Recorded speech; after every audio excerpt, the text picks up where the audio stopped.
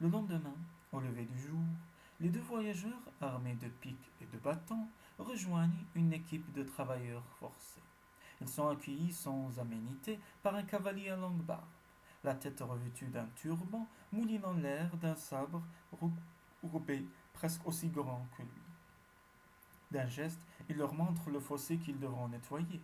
Nous voilà devenus moutons, sous les ordres d'un berger à tête de lion, pense Pacaille. Il ajoute dans l'oreille de Sanchen, voilà ce qui arrive quand on court après les reflets de lune.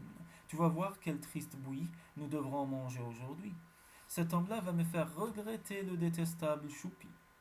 Au rythme des coups de pioche et des injures de l'homme au sabre recourbé, les jours s'écoulent à l'allure de marche d'une tortue blessée. Parfois dans le dos du garde, Pacaille s'amuse à jongler avec son bâton pour le plus grand plaisir des autres travailleurs forcés. Mais le plus souvent, il laboure la vase, ce qui ne l'enchante guère. Sanchen, lui, songe à l'Occident et à son cheval Dago, qui doit s'impatienter à ne rien faire. Mais ce soir, une surprise attend le jeune bonze. Il apprend que le seigneur des lieux s'est absenté pour l'un de ses passe-temps favoris, la chasse nocturne au sanglier. Vers la minuit, alors que les deux amis dorment profondément malgré leur dos endolori, s'enchaîne et est réveillé par une main légère. Une voix pleine de douceur lui susurre. Je suis la jeune épouse du seigneur de cette pagode. Ne craignez rien de moi. J'ai dû accepter ce méchant homme pour mari malgré moi, après qu'il m'a fait enlever par ses hommes. Mon père, roi de ce pays, ne se doute de rien. En traversant votre chambre, mes regards sont tombés sur un cahier à couverture rouge. Trop forte a été ma curiosité. Je n'ai pu m'empêcher de le parcourir, lisant les merveilleux poèmes que vous y avez inscrits. J'ai compris que votre cœur, plus grand encore que votre savoir, vous pousserait à m'aider. Comment cela?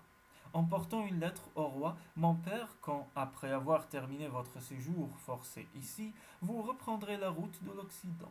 Dans ma missive, j'expliquerai à mon père que je suis séquestré et lui dirai comment me délivrer. Si vous me rendez ce service, noble étranger, je vous devrai une reconnaissance éternelle. Lorsque les 28 longues journées de travaux forcés furent écoulées, son chien et son compagnon, les reins durcis par les efforts et les mains meurtries par les manches de pioche, retrouvèrent la liberté, et leurs montures, elles aussi quelque peu amaigries. Comme promis, ils se hâtèrent vers la capitale pour y remettre la missive de la gracieuse et malheureuse princesse. À peine entrés dans la ville, ils demandèrent à voir le roi pour une affaire importante concernant sa fille disparue.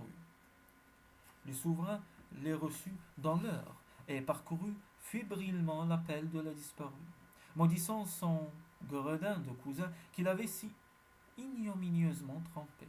Il remercia son chien et Pacaille et leur fit remettre un sauf-conduit afin qu'ils puissent poursuivre leur voyage sans craindre de nouveaux ennuis.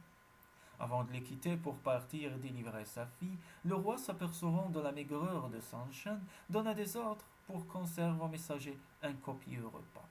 Ce repas, Pacaille en garda longtemps le souvenir dans sa bouche, et Sanchen se promit de le mentionner dans son cahier.